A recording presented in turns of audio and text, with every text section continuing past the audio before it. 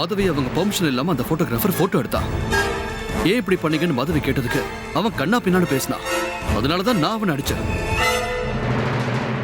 ஆனா இதுல எல்லாத்தையும் அப்படியே மாத்தி எழுதியிருக்கான். ஏய், அந்த கழுதியை பத்தி யார் என்ன பேசினா உனக்கு என்னடா? உன் வேலையை பார்த்துட்டு நீ போக வேண்டியதானே? என்னமோ உதவி செய்யறேன், பாதுகாப்பு கொடுக்குறேன்னு போய் எங்க மானத்தை ஏன்டா வாங்குற? ஏற்கனவே அக்கம் பக்கத்துல உனக்கு நல்ல பேரு. இப்ப இந்த நியூஸ் எல்லாரும் படிச்சிருப்பாங்க. உன் புகழ் நேரம் ஊரு பூரா பரவி இருக்கும்.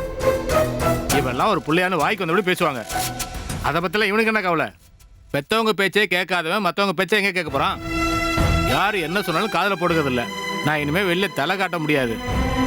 பாக்குறவன்லாம் எங்களை பார்த்து துக்கம் விசாரிக்க போறான். என்னையா பிள்ளைய வளர்த்துருக்கேன்னு நாக்க புடிங்கிற மாதிரி கேள்வி கேட்க போறான்.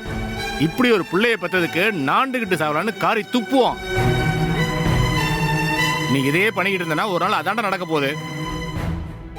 அப்பா, நீங்க இவ்வளவு டென்ஷன் ஆகிற அளவுக்கு பெருசா ஒண்ணும் நடந்ததில்லப்பா. பேப்பர்ல வந்த நியூஸ பத்தி எவ்வளவு நாள் தான் எல்லாரும் பேசிட்டு இருப்பாங்க? 2 நாள் கழிச்சு பலாத்காரம் கொள்ளன வேற ஏதாவது நியூஸ் வரும். அப்ப இதையெல்லாம் மறந்துட்டு அதை பத்தி பேச ஆரம்பிச்சிருவாங்க. அவங்க மறந்துடுவாங்கடா. நீ போலீஸ் ஸ்டேஷன் படியேறின விஷயம், நாள் முழுக்க லாக்கப்ல இருந்த விஷயம், இதெல்லாம் எப்படி மறக்க முடியும்? போலீஸ் ஸ்டேஷனுக்கு போறதும் ஜெயிலுக்கு போறதும் நம்ம குடும்பத்துக்கு ஒன்றும் புதுசு இல்லையேப்பா. நியாயமான விஷயத்துக்காக போலீஸ் ஸ்டேஷன் போகிறது தப்பு இல்லையேப்பா. நான் உங்க புள்ள. எப்பவுமே தப்பான விஷயத்துக்காக போக மாட்டேன். என்னங்க இவன் இப்படி பேசிட்டு போறான்? நாம எதுக்காக வருத்தப்பட்டோங்கிறதே கொஞ்சம் கூட புரிஞ்சுக்க மாட்டேங்கிறான். இப்பதானே அவனுக்கு ஒரு பொண்ணை பார்த்து முடிவு பண்ணிட்டு வந்திருக்கோம். இப்ப அவங்க வீட்டுல அந்த பேப்பரை பார்த்தாங்கன்னா நம்ம குடும்பத்தை பத்தி என்ன நினைப்பாங்க? இந்த பொண்ணு இல்லைங்க, நம்ம எங்கேயுமே போய் நம்ம பிள்ளைக்கு பொண்ணு கேட்க முடியாதே. இப்படி ஒரு பிள்ளைய பெத்துட்டு எந்த மூஞ்சோட வந்து பொண்ணு கேட்கறீங்க நம்மள கேட்க மாட்டாங்க. உப்பு தின்னவன் தண்ணி குடிச்சுதான் ஆகணுங்கிறத நீ கேள்விப்பட்டது இல்லையா? இப்படி ஒரு பிள்ளைய பார்த்த நாம காலம் பூரா புலம்பிக்கிட்டு தான் இருக்கணும். வேற வழியே இல்லை.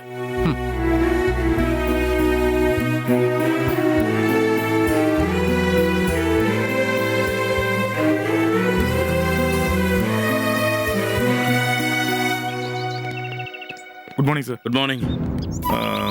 Good morning. Good morning. Good morning. என்ன அவசரமா பார்க்கணும்னு சொன்னீங்களாமே, என்ன விஷயம்? Sorry to say this mister Palanivelu. Madhavi மேட்டரை நீங்க இன்னும் கேர்ஃபுல்லா டீல் பண்ணிருக்கணும். நீங்க அதை தப்பா டீல் பண்ணதுனால தான் பேப்பர் வரைக்கும் நம்ம காலேஜ் பேரை இழுத்து அடிச்சிட்டாங்க.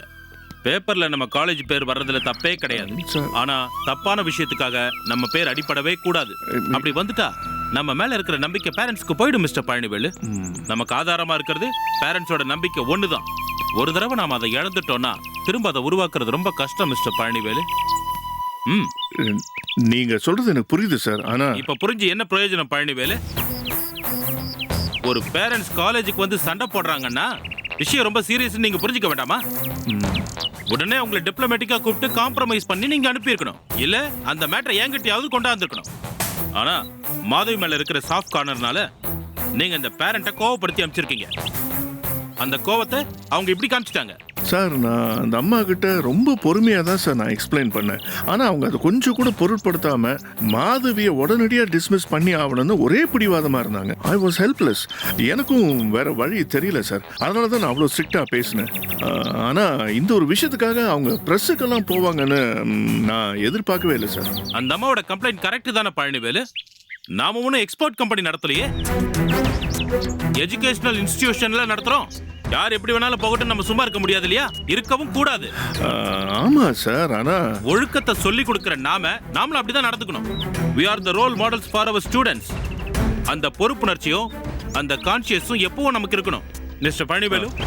மாதவி கிட்ட அந்த ரெஸ்பான்சிபிலிட்டி இல்ல, கமிட்மெண்ட்டும் இல்ல. இருந்திருந்தா இப்படி ஒரு காரியத்தை பண்ணிருப்பாங்களா? நாளைக்கு அவங்க கிட்ட படிக்கிற ஸ்டூடெண்ட் தப்பு பண்ணிட்டு வந்தா அவங்களால கேள்வி கேட்க முடியுமா? அந்த ஸ்டூடெண்ட்டுக்கு அட்வைஸ் பண்ணி திருத்துற தகுதி தான் உங்களுக்கு இருக்கா? இந்த மாதிரி ஒரு ப்ரொஃபசர் கிட்ட படிக்கிற ஸ்டூடெண்ட்ஸ்க்கு எதிர்காலம் பாதிக்கும்னு அவங்க பேரண்ட்ஸ் நினைக்கிறது நியாயம் தானே? என்ன பழனிவேல், அவங்க கேட்கக்கூடிய கேள்விக்கு நம்ம கிட்ட எந்த பதிலுமே இல்லையே. நீங்க சொல்ற பாயிண்ட்ஸ் எல்லாம் நான் ஏத்துக்கிறேன் சார். ஆனா அடிச்சு சொல்றேன், மாதவி மேல எந்த தப்பும் இல்லை சார். சந்தர்ப்ப சூழ்நிலை தான். ப்ளீஸ் மிஸ்டர் பழனிவேல், மாதவியோட தப்பை நீங்க ஜஸ்டிஃபை பண்ணவே பண்ணாதீங்க. அதுக்காக நீங்க என்ன காரணம் சொன்னாலும் அதை என்னால ஏத்துக்கவே முடியாது. இன்னைக்கு பேப்பர்ல நியூஸ் வந்துட்டதுனால நம்ம காலேஜ் மேல பப்ளிக் கிட்ட ஒரு பேட் ஒப்பீனியன் வந்துருச்சு. இங்க இருக்கிற எல்லா ப்ரொஃபஸரும் மாதவி மாதிரி தான் இருப்பாங்கன்னு மக்கள்ல நினைக்க ஆரம்பிச்சிருவாங்க. இனிமே நம்ம காலேஜ்ல அவங்க பசங்களை சேர்க்கறதுக்கு ரொம்ப யோசிப்பாங்க. இந்த டேமேஜ்ல இருந்து ரெக்கவர் ஆகணும்னா மாதவி மேல ஆக்ஷன் எடுக்கிறது தான் ஒரே வழி. சார் அது நோ சோ அவங்கள 3 மாசத்துக்கு சஸ்பெண்ட் பண்றதா நான் முடிவு பண்ணியிருக்கேன். No it's not fair on your part sir. I'm sorry. Whatever said and done sir, இது மாதவியோட பர்சனல் மேட்டர் சார். இதுக்காக நாம அவங்கள பனிஷ் பண்றது எந்த விதத்திலுமே நியாயம் இல்லை. யாரும் கேள்வி கேட்காத வரைக்கும் இது அவங்க பர்சனல் மேட்டர் தான். ஆனா இது ஒரு பப்ளிக் இஷ்யூ ஆயி போச்சு. இதுக்கு மேலே நம்ம எந்த ஆக்ஷனும் எடுக்காம இருக்கவே முடியாது. சார் இல்ல ப்ளீஸ் கொஞ்சம் யோசிச்சு பாருங்களேன் சார் ப்ளீஸ். ஏன்னா அவங்கள மாதிரி ஒரு சின்சியரான ஒரு டேலண்டான ப்ரொஃபஸர் எங்கேயுமே கிடைக்க மாட்டாங்க சார் நமக்கு. ஆனா ஒரு ப்ரொஃபஸருக்கு டேலண்ட்டை விட டிசிப்ளின் ரொம்ப முக்கியம். ஒரு இன்ஸ்டிடியூஷனுக்கு தனிப்பட்ட மனுஷங்களை விட மக்களோட நம்பிக்கையை காப்பாத்துறது தான் ரொம்ப முக்கியம். I agree with you sir, நான் ஒத்துக்கிறேன். மிஸ்டர் பழனிவேல், ஏற்கனவே மாதவிக்காக நம்ம காலேஜோட குட்வில்லையே நீங்க பலி கொடுத்துட்டீங்க. நானும் அதே தப்பை செய்ய தயாரா இல்ல. வீட்டுக்கு வந்து மாதவியோட சஸ்பென்ஷன் லெட்டரை வாங்கிட்டு போயிடுங்க. Okay sir please sir.